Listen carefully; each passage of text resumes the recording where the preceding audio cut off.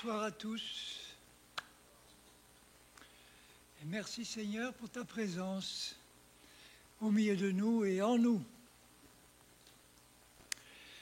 Ce soir, j'avais à cœur de vous parler d'une expression qui est un peu bizarre, mais qui n'est écrite que dans les deux petites lettres de Jean, les deux dernières, la deuxième et la troisième. Ce sont deux petites épîtres, mais où le mot vérité revient constamment.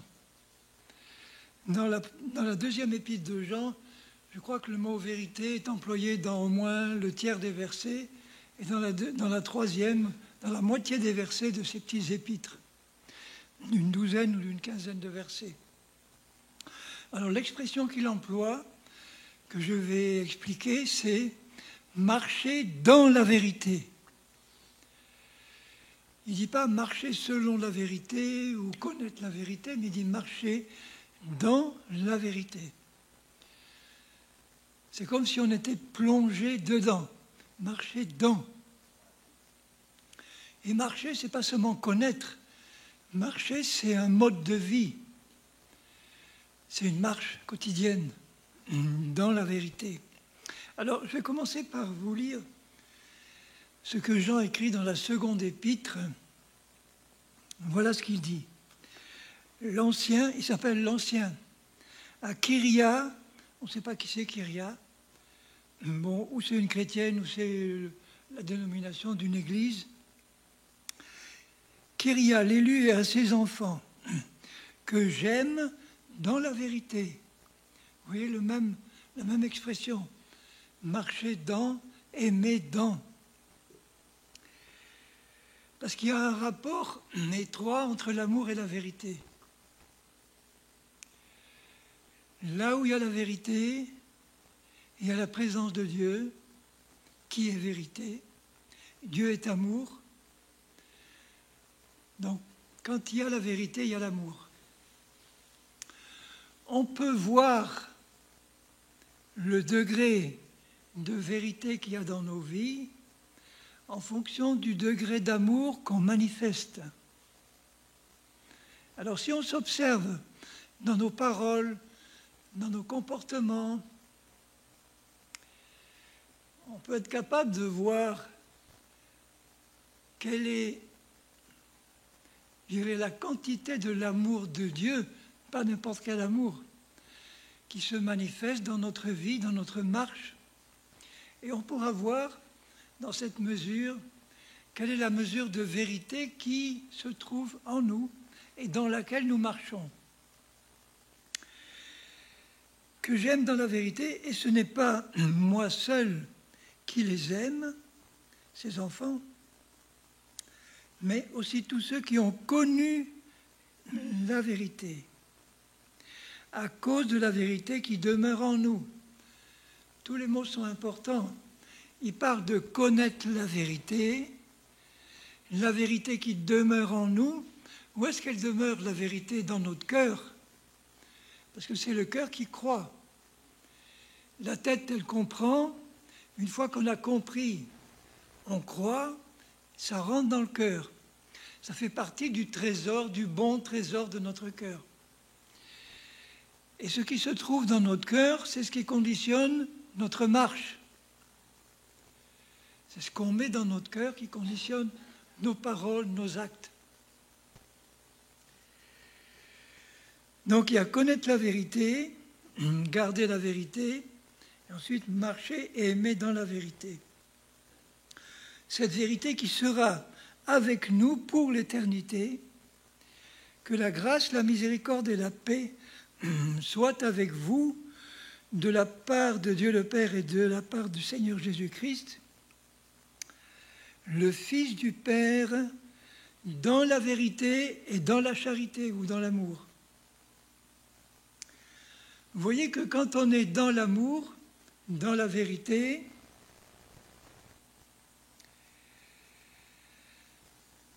on est aussi dans la grâce, dans la miséricorde et dans la paix. Ça va ensemble. dans la grâce de Dieu, dans la miséricorde de Dieu et dans la paix du Seigneur. Alors, pourquoi la vérité est si importante? Parce que la vérité, ce n'est pas une doctrine, ce n'est pas un sentiment, c'est une personne vivante. C'est Dieu le Père qui est vérité, c'est Jésus qui est la vérité, et c'est l'esprit de vérité, c'est la parole de vérité. Vous voyez, tout est vérité en Dieu. Alors, quelle définition on peut donner le plus simple possible de la vérité? La vérité, c'est Dieu. La vérité, c'est tout ce qui est en Dieu, notamment sa parole. Il y a un mot, donc en grec, le mot mensonge se traduit le plus fidèlement par ce qui est caché. C'est-à-dire le mensonge, quand Satan ment, il nous dit jamais la vérité. Il nous dit quelque chose qui a une apparence vraie, mais qui n'est pas vrai.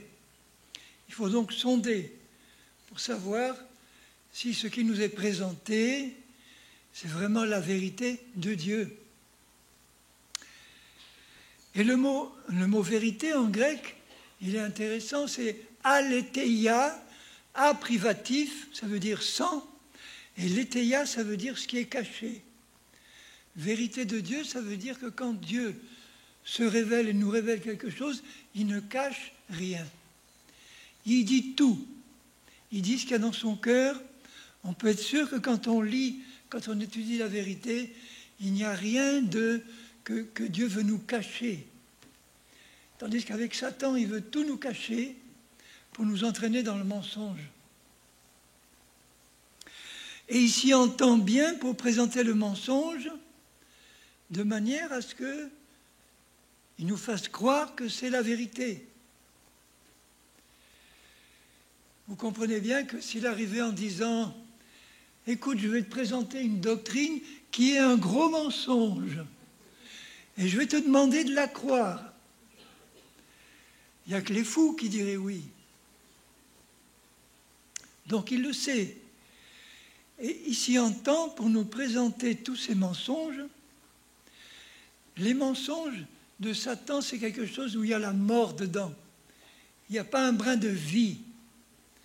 Donc les doctrines qu'il nous présentent sous un bel habillage de vérité, avec des versets bibliques tordus ou hors du contexte, c'est pour nous faire croire quelque chose qui est destiné à nous tuer, à nous couper de Dieu, tout en nous faisant croire qu'on est vraiment dans la vérité. Et il y a des chrétiens qui sont attachés, mais alors tellement fortement à certaines doctrines qu'il est très difficile de les en détacher. Pourquoi? Parce que dans le lieu, l'église ou l'endroit où quelqu'un qu'ils reconnaissaient comme une autorité, leur pasteur ou leur enseignant, leur a présenté au départ cette doctrine qui était fausse, ils l'ont reçue parce qu'elle venait de quelqu'un qui était une autorité à leurs yeux, et ils ont reçu cette parole et ils l'ont mise tout de suite dans leur cœur sans prendre le temps de prier, de vérifier, de se mettre devant Dieu en disant « Seigneur, ce que je viens de recevoir là comme étant une vérité, est-ce que c'est vraiment ta vérité ?» Ça demande un moment de prière, ça demande un moment d'étude pour comparer ce qu'on a entendu à ce qui est écrit. Et souvent, on ne le fait pas. Bon, je peux vous citer un exemple personnel. Tout à fait au début de ma conversion, donc il y a déjà un certain nombre d'années, j'ai écouté quelqu'un qui avait une autorité certaine, reconnue, annoncer une doctrine qui m'a paru tellement merveilleuse, parce qu'elle était présentée avec tellement d'émotion, tellement oui, d'émotion. Il nous parlait par exemple, vous ne pouvez pas savoir à quel point le Seigneur Jésus a souffert sur la croix. Mais c'est quelque chose d'inimaginable. Vous pouvez pas... Déjà ça attire le cœur. On parle des souffrances de Jésus. On nous dit, mais vous savez peut-être combien Jésus a souffert, mais en fait, vous ne savez pas à quel point il a souffert. Ça attire mon attention. Qu'est-ce qu'il veut dire par là? Oui, parce qu'il n'est pas seulement mort physiquement, mais il est mort spirituellement. Parce qu'il a fallu qu'il prenne vraiment la place du pécheur. Or, un pécheur, c'est quelqu'un qui est mort dans son esprit. Il est complètement coupé de Dieu. Et vous savez, quand Jésus a dit « Père, pourquoi tu m'as abandonné ?» ça veut dire qu'il a été complètement coupé de Dieu, son Père, au point de devenir pécheur dans son esprit. Puisqu'il est écrit qu'il a été fait pécher.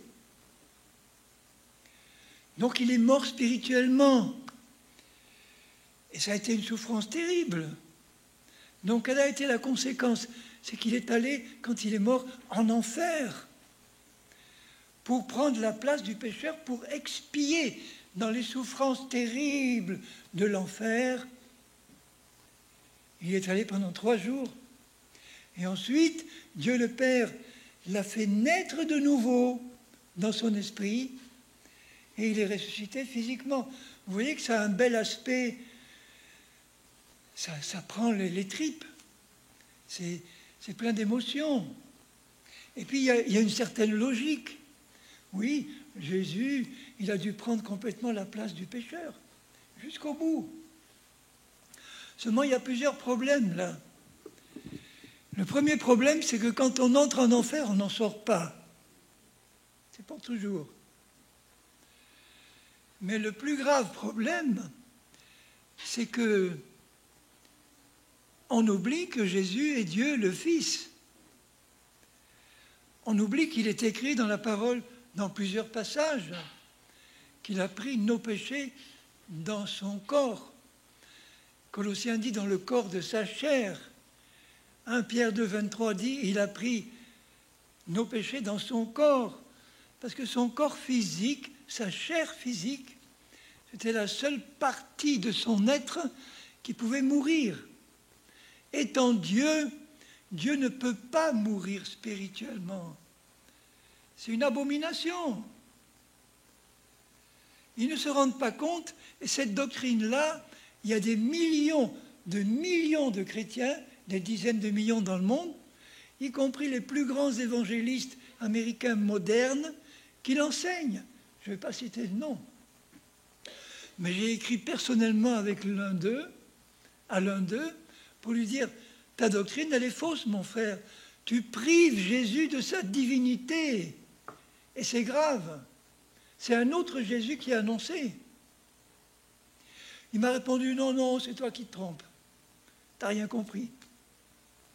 Bon, j'ai dit, je vais prier pour lui. Mais j'arrive pas à comprendre comment on peut recevoir une doctrine sans aller un peu plus loin dans le sens de ce qu'elle signifie en comparant à ce que dit la parole. D'ailleurs, cette deuxième épître de Jean en parle. Je vais lire la suite. Au verset 4, j'ai été fort réjoui de trouver de tes enfants, certains, pas tous, certains de tes enfants qui marchent dans la vérité, les autres pas. Les autres, ils connaissent peut-être la vérité, ils l'approuvent, mais ils ne marchent pas dedans. Ce n'est pas leur mode de vie. Selon le commandement que nous avons reçu du Père. Vous voyez, ils marchent dans la vérité en obéissant à un commandement unique, selon le commandement. Et on revoit le rapport entre la vérité et l'amour. Celui que nous avons eu dès le commencement, c'est que nous nous aimions les uns les autres, de l'amour de Dieu. Et l'amour, cet amour de Dieu, consiste à marcher selon ses commandements. Ses commandements, c'est la vérité. Marcher selon les commandements, marcher selon la vérité, c'est marcher dans l'amour de Dieu. Il faut arriver au point où toutes nos pensées, toutes nos paroles, tous nos actes, tous nos gestes, toute notre manière de vivre, c'est un reflet permanent de l'amour de Dieu. Bon, ça, c'est un but à atteindre. C'est sûr qu'au début de la conversion, on en est loin encore. Hein. On en est loin parce qu'on est encore charnel. Et être charnel, c'est être dans le mensonge. Être charnel, c'est dépendre de ce qu'on voit ou de ce qu'on entend, et pas de ce que la parole de Dieu dit.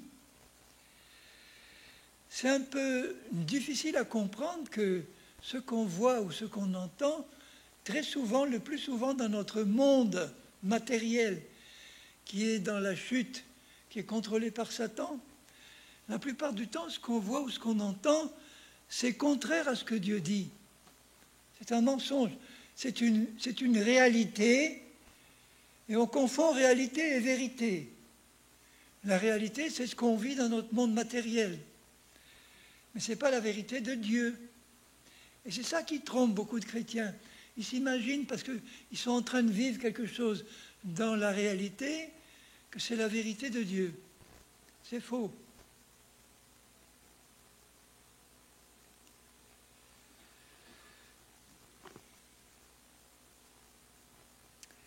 À la fin du verset 6, c'est là le commandement dans lequel vous devez marcher.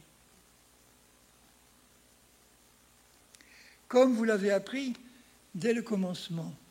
Il dit au verset 7, car plusieurs séducteurs qui sont à la solde du grand séducteur, le diable. Plusieurs séducteurs sont entrés dans le monde et sont entrés dans l'Église. Quel est le but d'un séducteur? C'est d'introduire des mensonges.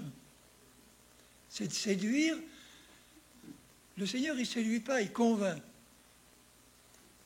La séduction, c'est entraîner dans quelque chose qui n'est pas la vérité. Donc, il ne confesse pas que Jésus est venu dans la chair. Ah, ça, c'est important. La doctrine dont je vous parlais tout à l'heure, c'est que pourquoi Jésus a dû naître dans la chair? Il n'est pas venu simplement en esprit. Dans les manifestations de l'ange de l'Éternel, qui souvent était Jésus dans l'Ancienne Alliance, on voit parfois l'ange de l'Éternel se manifester, ou une manifestation de Dieu. C'était souvent Jésus qui se manifestait en esprit, sous une forme humaine. Mais ce n'était pas encore Jésus venu en chair. Il fallait qu'il s'incarne dans une chair semblable à la nôtre, parce que c'est dans sa chair, en versant un sang matériel, dans une chair physique, qu'il a dû nous racheter. Si je tourne une page pour aller dans la première épître de Jean au chapitre 4, il est dit, tout à fait au début, « Bien-aimés, n'ajoutez pas foi à tout esprit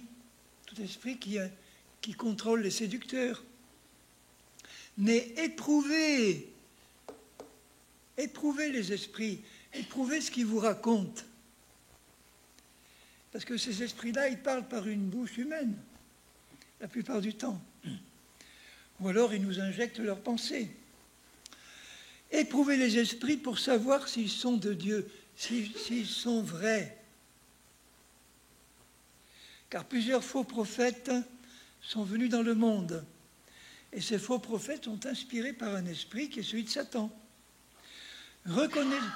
Reconnaissez à ceci l'esprit de Dieu. Tout esprit qui confesse Jésus-Christ venu en chair est de Dieu. Ah oui, mais ils confessent Jésus venu en chair, ceux qui annoncent la mort spirituelle de Jésus, non. Ils ne confessent pas jusqu'au bout que Jésus est venu en chair pour expier nos péchés dans sa chair et pas dans son esprit. Tout esprit qui ne confesse pas Jésus venu en chair n'est pas de Dieu, c'est celui de l'antéchrist. Alors je reviens dans la deuxième épître de Jean, au verset 8. Prenez garde à vous-même. Il s'adresse à chacun de nous. Donc quand j'ai entendu cette doctrine au début de ma conversion, je l'ai tout de suite acceptée parce qu'elle m'avait paru tellement bonne, tellement impressionnante, que je l'ai reçue tout de suite. J'ai commencé à en parler à d'autres. Dans ma propre église, personne ne m'a rien dit. Le pasteur aurait tout de suite dû se lever en disant « Il y a quelque chose de bizarre là dans ce que tu racontes. » Non. Mais heureusement, peu de temps après, je crois quelques semaines ou quelques mois, pas longtemps, j'écoute un message qui dénonce cette doctrine, qui dit c'est une fausse doctrine pour telle raison. La principale, c'est que ça prive Jésus de sa divinité, et ça c'est grave. Je ne m'en étais pas rendu compte, évidemment. Mais vous voyez, dès que j'ai entendu cet enseignement, le Saint-Esprit en moi m'a dit, c'est ça la vérité. La première fois, tu as gobé, sans écouter ce que le Saint-Esprit voulait te dire que c'était faux, parce que quand on entend une fausse doctrine qui est contre la vérité, l'esprit de vérité qui est en nous, tout de suite, il réagit. Et si on voulait prendre bien, être attentif à ce que le Saint-Esprit veut nous dire, j'aurais senti en moi quelque chose de désagréable qui aurait dû attirer mon attention, sans savoir quoi exactement, mais une sensation qui vient de l'Esprit de Dieu. Mais j'ai laissé le côté émotionnel, donc charnel, prendre le dessus, et je n'ai pas été attentif, ni je n'ai pas pris la peine de prier ou de vérifier. Donc j'étais tout de suite convaincu de mon erreur. J'ai dit merci Seigneur. Et j'ai dû aller auprès de toutes les personnes à qui j'en avais parlé, et notamment à mon église, publiquement sur l'estrade. J'ai dit je me suis trompé. Il y a quelque temps, je vous ai annoncé une doctrine qui était fausse. Je m'en repens. Je vous annonce maintenant la vérité. C'est ce qu'on devrait faire à chaque fois qu'on a répandu une fausse doctrine. Prenez garde à vous-même. Alors, afin que nous ne perdions pas le fruit de notre travail, la récompense que Dieu donne à ceux qui annoncent et qui marchent dans la vérité, mais que nous recevions une pleine récompense devant le tribunal de Christ. Parce que si on annonce des mensonges ou des traditions humaines qui ne sont pas la vérité de Dieu, on bâtit sur du sable, on ne bâtit pas la véritable Église. Et c'est grave. Parce que nous devons être ouvriers pour la vérité et construire un édifice qui est pure vérité, fondé sur la vérité, bâti par la vérité et qui donne témoignage à la vérité et pas à l'erreur et au mensonge. Donc ce soir, je ne vais pas rentrer dans le détail de tous les mensonges qu'on peut voir dans les églises évangéliques. J'ai commencé à préparer un papier. Il y en a une trentaine là. Donc j'en parlerai pas, mais dimanche, je suis à un séminaire en Alsace où je vais discuter du même sujet. Là, j'aurai le temps toute la journée d'entrer dans le détail. Ça sera enregistré sur mon blog et ceux que ça intéresse, vous pouvez toujours aller l'écouter. Mais je ne vais pas le faire ce soir. Ce soir, je vais rester sur les grands principes. Donc il dit au verset 9, « Quiconque va plus loin que la vérité, qui déborde un peu à droite ou à gauche, et ne demeure pas dans la doctrine de Christ, n'a pas Dieu. » Qui ne demeure pas dans la doctrine de Christ. Qu'est-ce que c'est que la doctrine de Christ? Sur un plan général, c'est la parole de Dieu. Mais sur un plan plus particulier, c'est toutes les doctrines qui concernent la personne, la nature de la personne de Christ et son œuvre. Notamment le fait qu'il a porté nos péchés dans son corps et pas dans son esprit. Donc la doctrine de Christ, c'est tout ce qui touche à la personne, donc déjà à l'existence de la Trinité, puisqu'il y en a des millions de chrétiens qui nient la Trinité. On les appelle les Jésus seuls. Ils disent que le Père c'est Jésus, le Fils c'est Jésus, le Saint-Esprit c'est Jésus.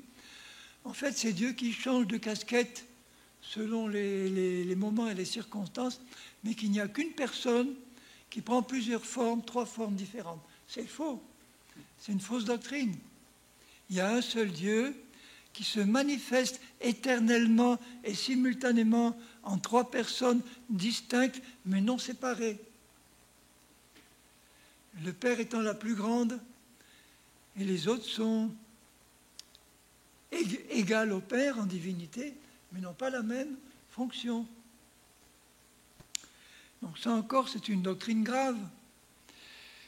La doctrine du Jésus seul est apparue au début du XXe siècle, au cours d'une grande conférence évangélique, où quelqu'un a eu la révélation qu'en fait, il n'y avait pas 3 personnes, mais une seule. Et ça a fait un schisme énorme dans l'Église de Christ depuis ce temps-là. Aujourd'hui, vous avez des dénominations entières avec des millions de chrétiens qui enseignent la doctrine du Jésus seul. Notamment William Branham et tous ceux qui l'ont suivi. Bon, en fait, vous voyez à quel point Satan a réussi en mettant le schisme à diviser les chrétiens. Et ceux qui sont les adeptes de cette doctrine, ils y croient mordicus, mais on les couperait en morceaux, ils n'abandonneraient pas. Comment est-ce possible que des enfants de Dieu, qui sont nés dans la vérité, qui ont le Saint-Esprit de vérité, la parole de vérité, peuvent rester comme ça, attachés à une fausse doctrine?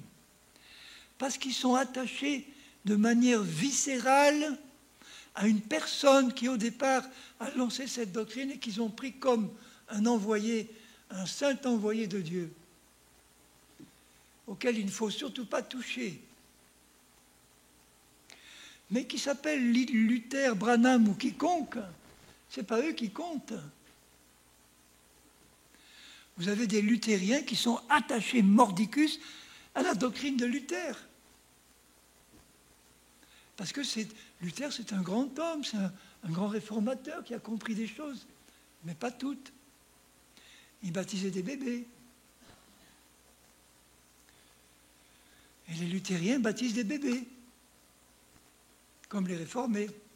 Donc je ne suis pas là pour critiquer les uns ou les autres, mais je suis là pour dire à quel point il est important d'avoir l'amour de la vérité ancré au fond du cœur. Avant tout attachement à une dénomination, à une personne, à un grand homme. Méfions-nous d'un attachement exclusif ou trop important à notre dénomination. Je parle de la nôtre parce que j'y suis. Parce qu'il faut discerner dans les enseignements qui y sont donnés quels sont ceux qui sont vraiment en accord et quels sont ceux qui n'y sont pas. Et actuellement, toutes les dénominations sont dans le viseur des autorités. Ils vont faire signer, je vous le dis, à tous les responsables de toutes les dénominations un engagement écrit à ne plus parler de certains sujets. À ne plus, par exemple, condamner l'homosexualité, à ne plus condamner l'avortement, à ne plus condamner le mariage pour tous. Sinon, on ferme l'Église. Alors, les responsables qui vont signer ces lettres-là, qu'est-ce qui va se passer? Ils vont mettre le doigt dans l'apostasie et ils vont laisser l'esprit de Satan rentrer. Alors, je supplie ceux qui vont m'entendre là, au plus haut niveau. Est-ce que c'est à vous, est-ce que ça vous est arrivé déjà de signer ce genre de document? Repentez-vous, parce que vous aurez à juger, vous aurez à être jugé, soit devant le tribunal de Christ, soit même vous serez jeté en enfer, parce que les doctrines que vous aurez reçues, que vous aurez acceptées, sont des doctrines qui mettent le salut en question. On vit dans une époque d'apostasie, de la fin des temps. Ça devient sérieux de plus en plus, la question de rester dans la vérité. Ça peut nous coûter la vie. Parce qu'il peut arriver un temps, même en France, dans notre pays, où un jour, des autorités qu'on ne connaît pas, mais qui peuvent venir brutalement. Vous savez que Hitler est venu au pouvoir, bon, il a manigancé dans la politique quelques années, mais il est venu brutalement au pouvoir par un vote du Parlement allemand. En un jour, il a pris le pouvoir et il l'a gardé. Jusque-là, c'était qu'un simple député du Parlement. Et puis un jour, il y a une coalition entre son parti, le parti nazi, qui n'était pas majoritaire, et le reste de la droite et du parti catholique, qui se sont mis ensemble pour faire élire Hitler au poste de chancelier.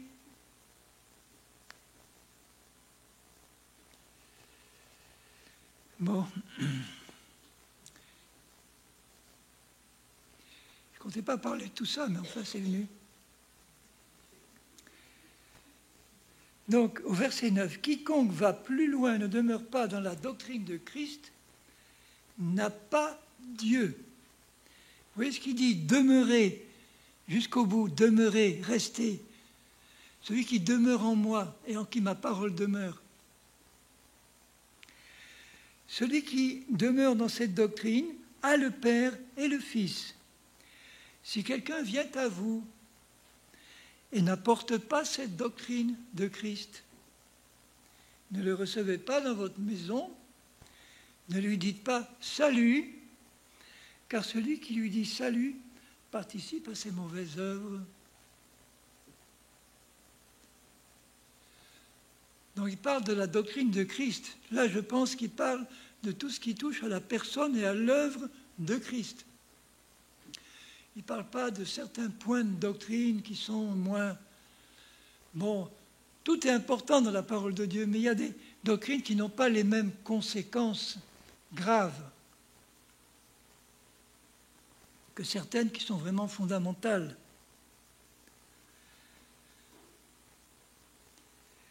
Ensuite, dans la 3e épître de Jean, voici ce qu'il dit.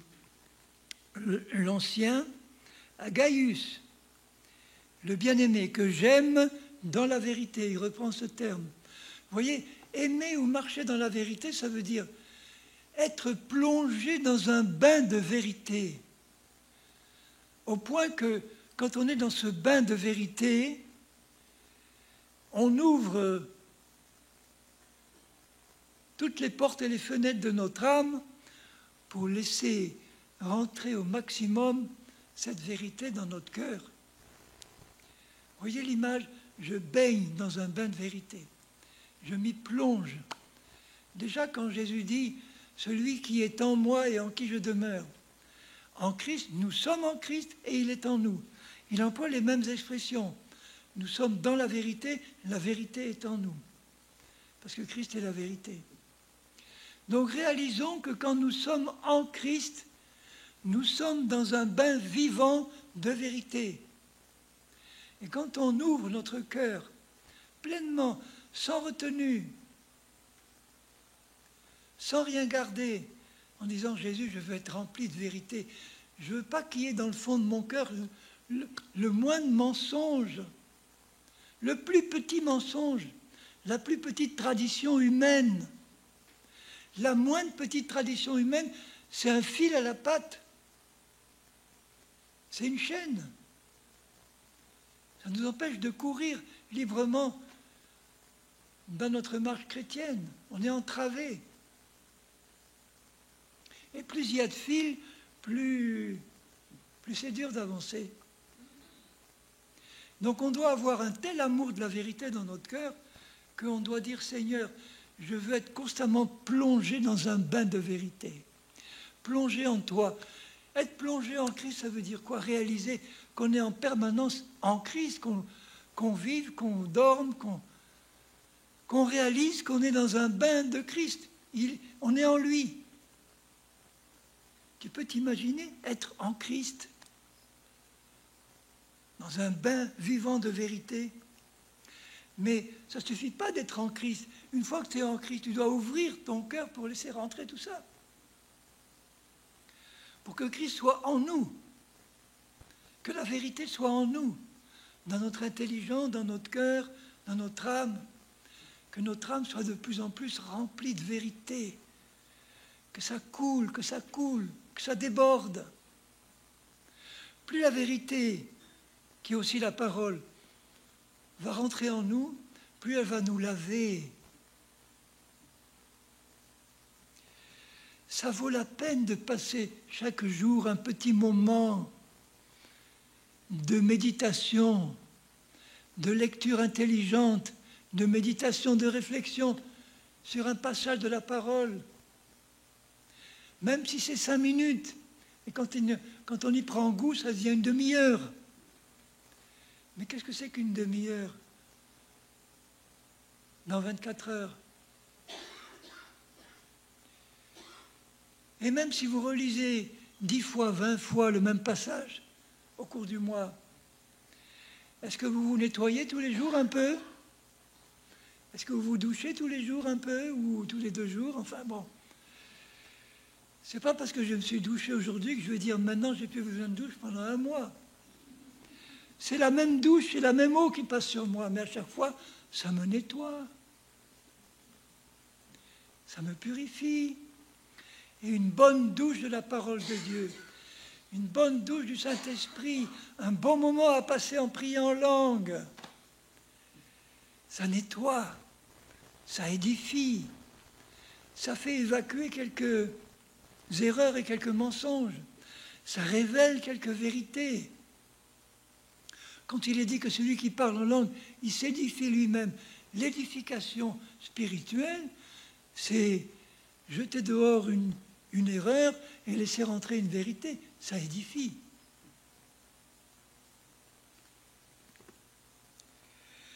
Alors, qu'est-ce qu'il dit à Gaius? Qu'est-ce qu'il nous dit? Verset 2. Bien-aimé, je souhaite. Le verbe grec, c'est je prie. Or, Jean, quand il prie, il connaît la volonté de Dieu. Il prie selon la volonté de Dieu. Et qu'est-ce qu'il demande pour nous, pour Gaius? Je prie que tu prospères à tous égards. Et la prospérité de Dieu, c'est être rempli de vérité. C'est être rempli de la connaissance de Jésus, de la connaissance de la vérité de sa parole. Là, on prospère. Que tu prospères à tous égards, dans tous les domaines de ta vie. Et que tu sois en bonne santé. La guérison est inclue dans le salut, mais la santé est inclue dans la vérité, dans la marche dans la vérité. C'est pas pareil. Je préfère être en bonne santé qu'être tout le temps malade et tout le temps guéri.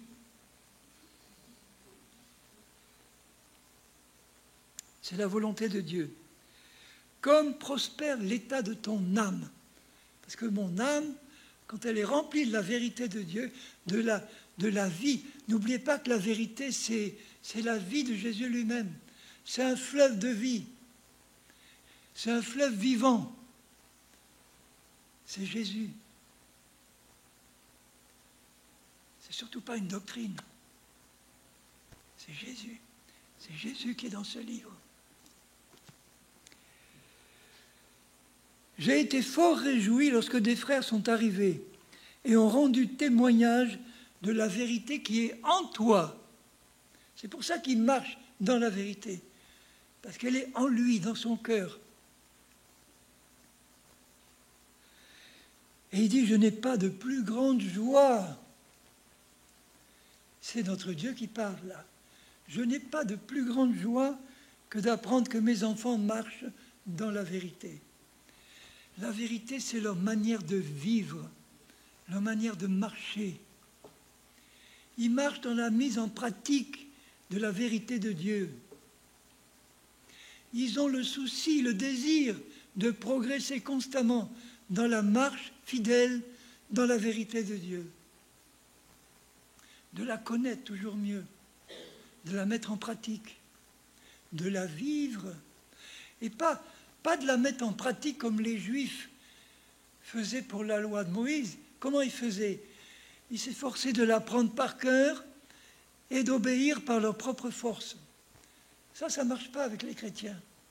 Marcher dans la vérité, marcher dans Jésus, être rempli de la vie de Jésus, c'est laisser la vie de Jésus nous conduire naturellement dans la mise en pratique de la vérité qui est en nous et qui nous porte. Parce qu'on a attaché la foi à cette vérité. C'est par la foi qu'on marche dans la vérité.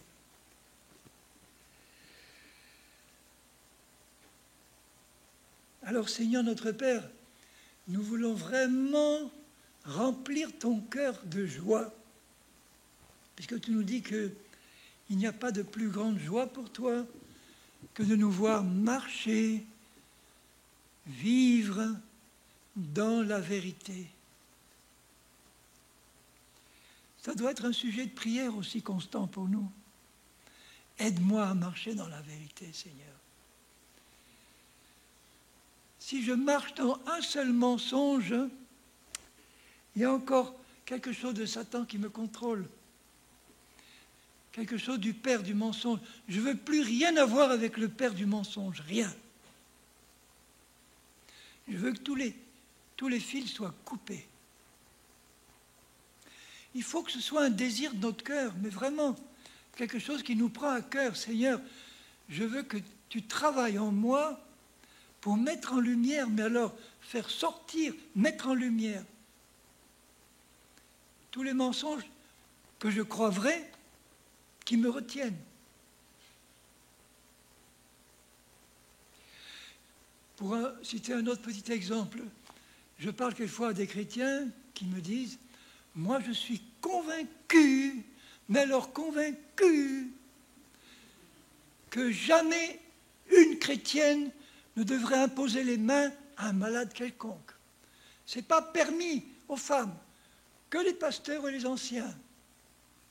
Certains disent même pas aux hommes normaux, ordinaires, que les pasteurs et les anciens. Donc j'ai connu des chrétiens qui me regardent dans les yeux en disant « C'est interdit à une femme d'imposer les mains à un malade. » Tu entends? Je lui dis « Calme-toi. » Je prends Marc 16 et je lui dis « Reste un peu calme. Lis Marc 16. Voilà les signes qui accompagneront ceux qui auront cru. » Alors dis-moi, qui sont ceux qui auront cru? C'est les pasteurs et les anciens. Mais non. Ceux qui auront cru. Lis ce qui est écrit. Non, mais je te dis qu'une femme ne peut pas... Bon, tu veux discuter un peu avec moi? Est-ce que tu oses te mettre dans une situation où tu risques de mettre en question cette doctrine que tu crois vraie? Alors, premier signe, premier miracle, ils chasseront les démons, tous ceux qui ont cru en moi. Alors je pose la question, est-ce que tu crois sincèrement qu'une femme chrétienne peut chasser un démon? Oui. Je lui tire un oui un peu, oui. Bon. Alors la suite. Ils parleront de nouvelles langues. Est-ce qu'une femme chrétienne peut parler de nouvelles langues? Oui. Va jusqu'à la fin. ils imposeront les mains aux malades et les malades seront guéris. Eh bien, écoutez-moi bien, la personne m'a dit, oui, mais c'est que pour les pasteurs.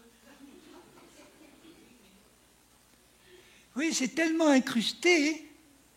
Bon, là, il n'y a pas de discussion possible. Là. Je dis, bon, je vois que tu es de mauvaise foi, il ne me reste plus qu'à prier pour toi. Parce que là, si tu continues comme ça, mon frère, ma sœur, à être tellement attaché à des vérités que tu... Alors pourquoi cette personne-là croyait tant? Parce que, mais c'est mon pasteur que j'ai vénéré pendant des années, qui m'a enseigné ça. Et oui, mais c'est pas parce que c'est ton pasteur vénérable que ça doit être contraire à ce que la parole de Dieu dit. C'est pour ça qu'il faut revenir souvent. Il faut revenir souvent à la vérité. Il faut revenir souvent à l'enseignement de la vérité. Le dernier séminaire que j'ai fait en Suisse, une des réunions, j'ai eu l'occasion de parler de la guérison. Et je voyais qu'il y avait certaines personnes qui... Et à la fin de la réunion, j'ai vu une sœur s'approcher de moi. Non, le lendemain, pas tout de suite. Elle a eu le temps de réfléchir un peu. Elle est venue vers moi. Je suis appris que c'était une sœur d'origine baptiste ou darbiste, c'est-à-dire un mouvement un peu fermé, qui m'a dit, écoute frère, je te remercie parce que ton enseignement détaillé m'a permis de comprendre que je me trompais en matière de guérison, parce que je croyais fermement que Dieu ne voulait pas guérir tout le monde, parce que je constatais que tout le monde n'était pas guéri, que la guérison n'était pas inclue dans le sacrifice de la croix, que Dieu guérissait souverainement comme il voulait, qui il voulait. Et là, tu m'as fait comprendre la vérité, et j'ai reçu maintenant la vérité, et je t'en remercie. Alors je dis, moi, je bénis le ciel parce que ça prouve que ton cœur était ouvert à la vérité, et que tu n'es pas resté accroché à une fausse doctrine que tu avais reçue. Tu as accepté de te remettre en question.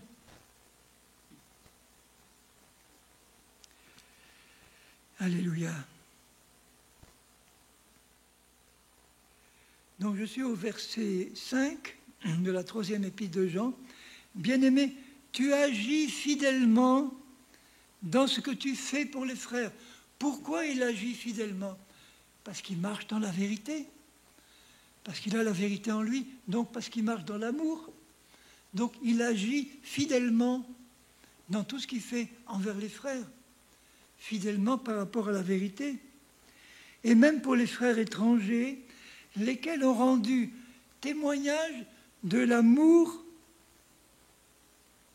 de ton amour en présence de l'Église. Vous voyez encore une fois le rapport entre la vérité et l'amour.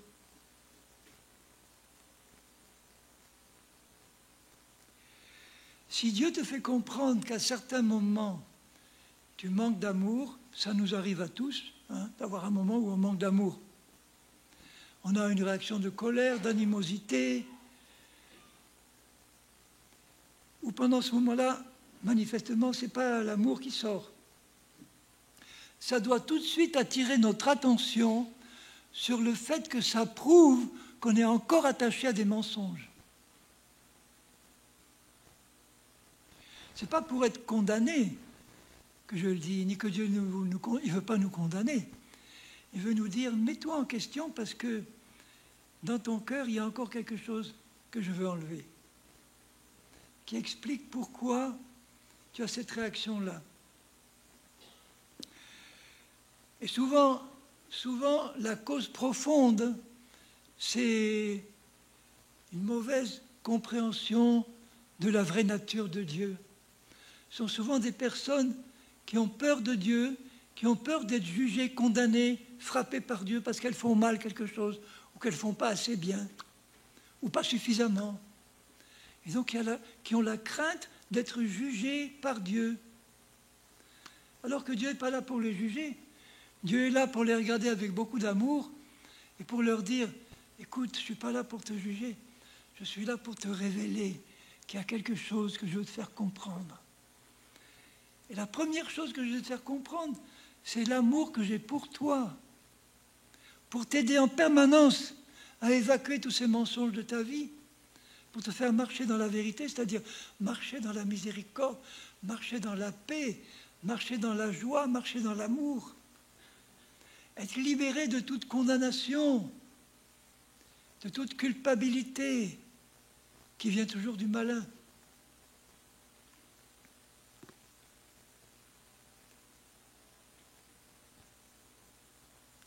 Et il dit au verset 8, « Nous devons donc accueillir de tels hommes comme celui-là,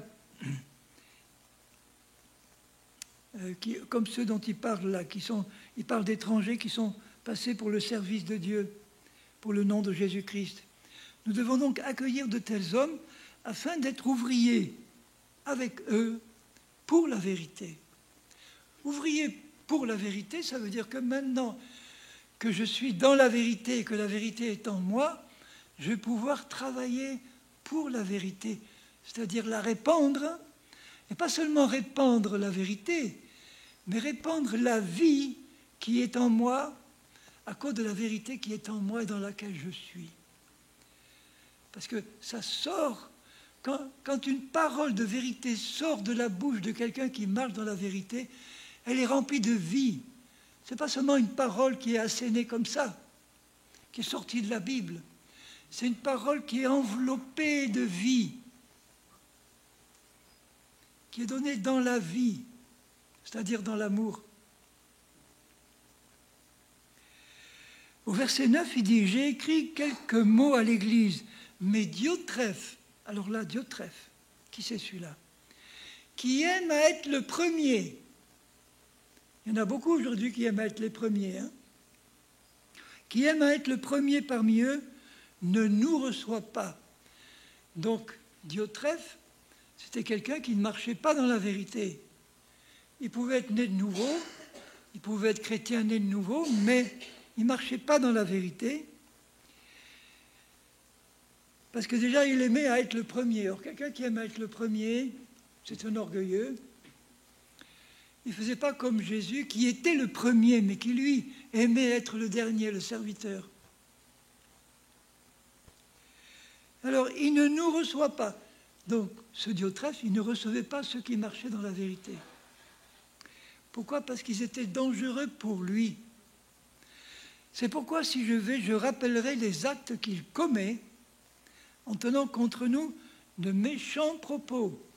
Donc, il était prêt à dénoncer publiquement un certain Diotrephe pour dire « Attention, celui-là, c'est un faux. Il ne marche pas dans la vérité. »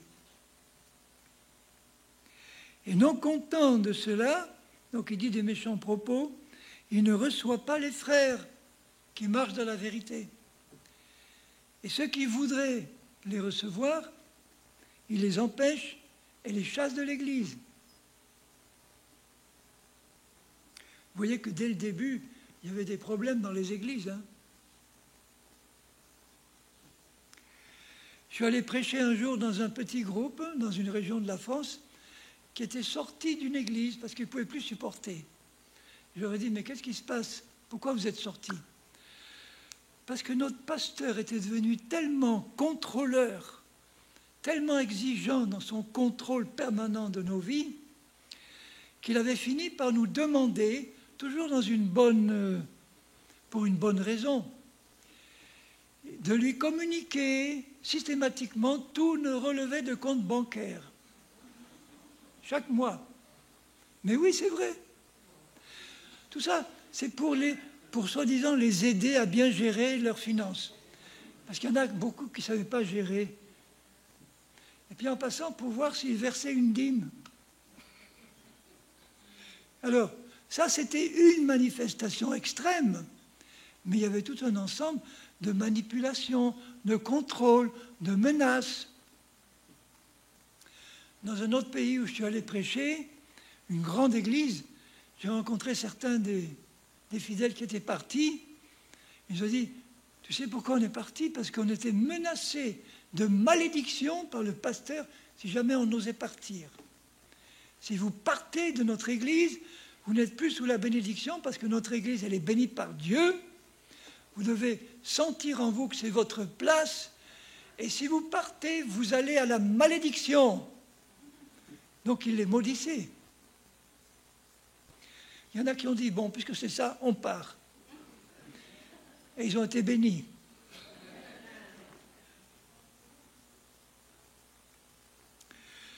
Mais bon, je commence à avoir un peu de bouteille, mais si vous saviez, les cas que j'ai pu rencontrer, mais c'est affolant. Moi, ce qui m'affole le plus, c'est qu'il y ait des chrétiens pour se laisser mettre sous de tels jougs. Avec joie encore.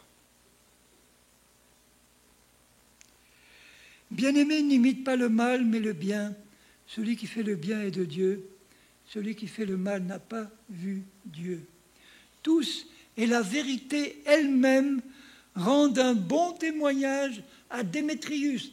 Encore un qui marchait dans la vérité. Donc la vérité elle-même rendait bon témoignage à Démétrius parce qu'il marchait dans la vérité. Nous aussi, nous lui rendons témoignage. Nous le reconnaissons, nous le voyons. Ça produit du fruit. Et tu sais que notre témoignage est vrai. Alors, Jésus a dit dans l'évangile de Matthieu au chapitre 8, « Si quelqu'un veut être mon disciple, il demeurera dans ma parole. Il connaîtra la vérité, et la vérité l'affranchira. » Donc, si quelqu'un veut être disciple, il ne dit pas Jésus, simplement, il connaîtra ma parole. Il dit, il demeurera dans ma parole. C'est un peu la même idée que marcher dans la vérité. C'est demeurer dans la vérité. Demeurer, y rester, pas en sortir.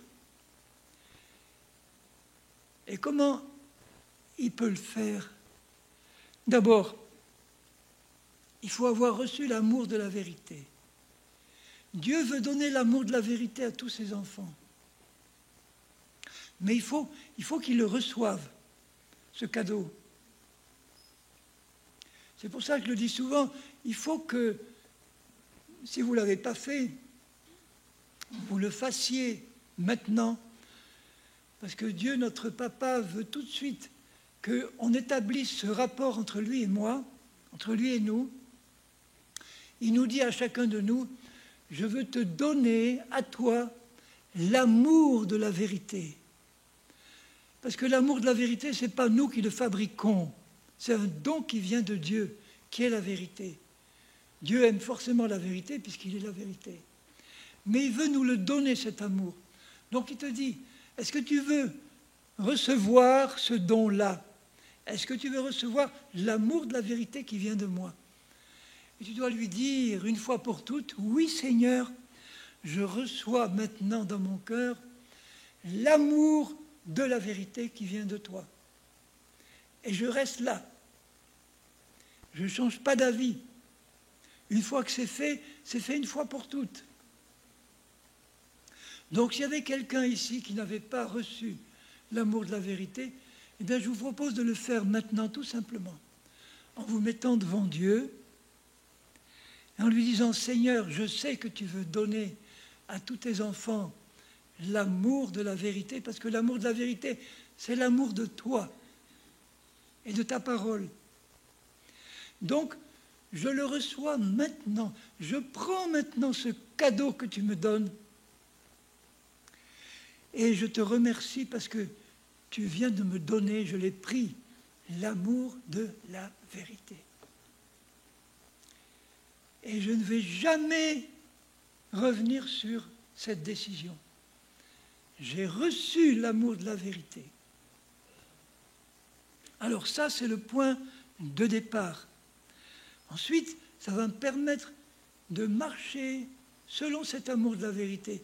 Ça va entraîner de ma part certaines responsabilités. Puisque j'ai reçu l'amour de la vérité, maintenant je vais travailler avec le Saint-Esprit et la parole de Dieu, qui travaillent toujours ensemble, pour d'une part me remplir de plus en plus de la vérité de Dieu, et surtout me débarrasser de plus en plus de tous les mensonges que je pourrais encore avoir dans mon cœur et dans ma vie. Ça va ensemble, puisqu'à mesure que les mensonges s'en vont, la vérité entre. Dès que je reçois une vérité, il y a un mensonge correspondant qui s'en va.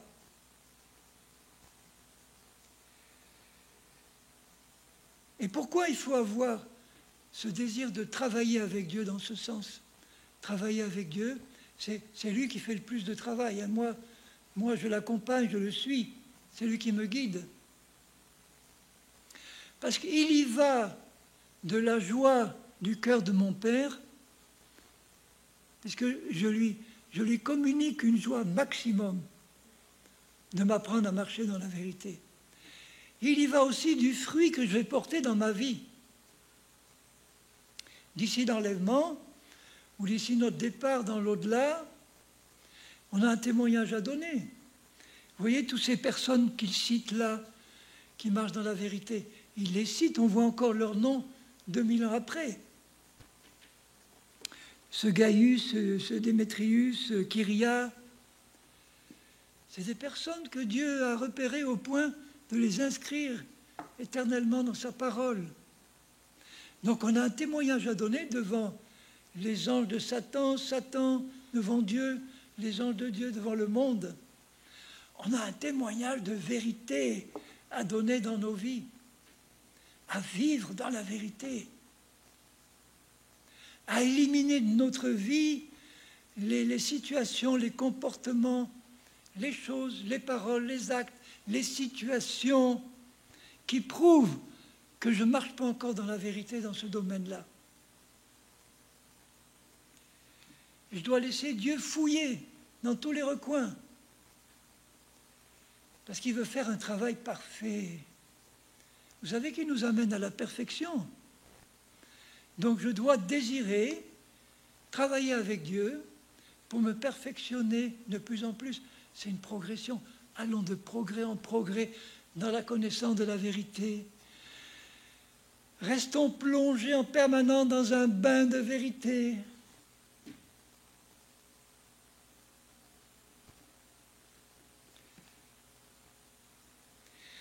Je dois donc veiller aussi à tout ce que j'entends, à tout ce que je lis, ou tout ce que je peux écouter sur Internet ou ailleurs, YouTube. Ça regorge de messages. Je dois être très prudent. Quel que soit le lieu, ici même ce que je suis en train de vous dire là, vérifiez, priez. Parce que le Saint-Esprit qui est en nous, il est sensible à tout ce qu'on entend, tout ce qu'on lit, et il est toujours prêt à nous prévenir. Il faut qu'on apprenne à reconnaître les moments où le feu rouge s'allume. Parce qu'on a tous le Saint-Esprit. Et il veut nous conduire dans toute la vérité, a dit Jésus. Il est chargé de nous conduire dans toute la vérité.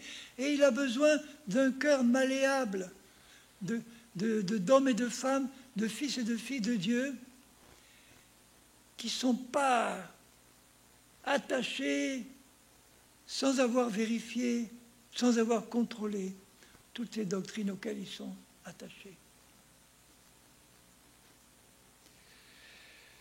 D'accord, vous avez compris?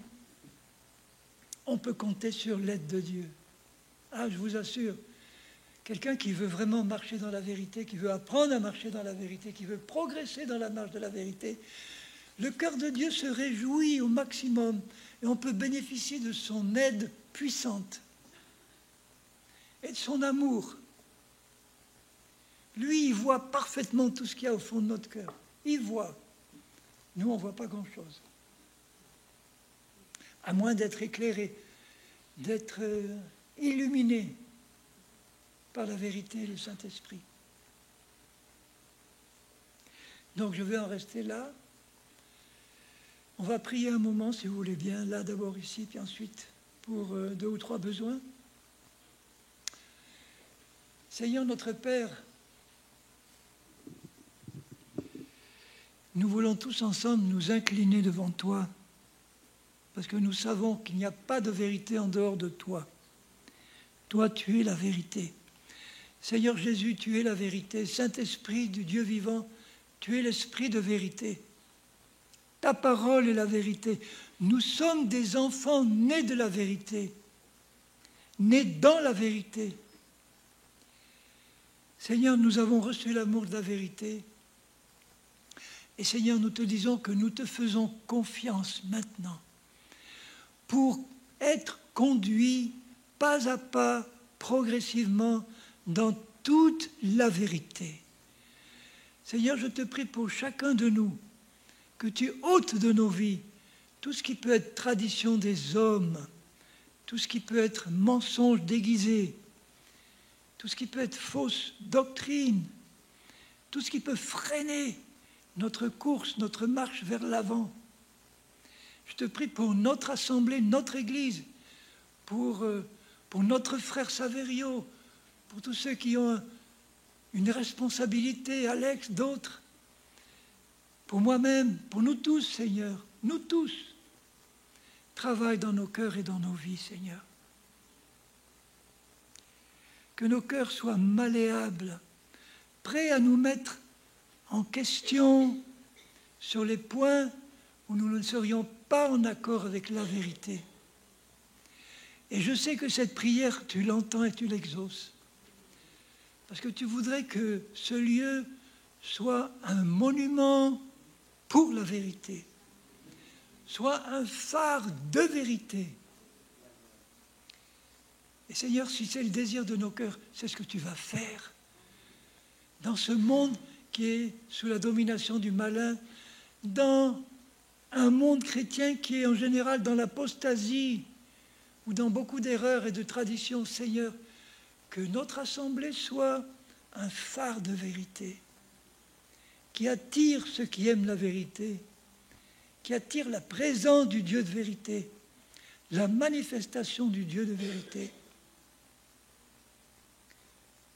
Au nom de Jésus, merci Seigneur.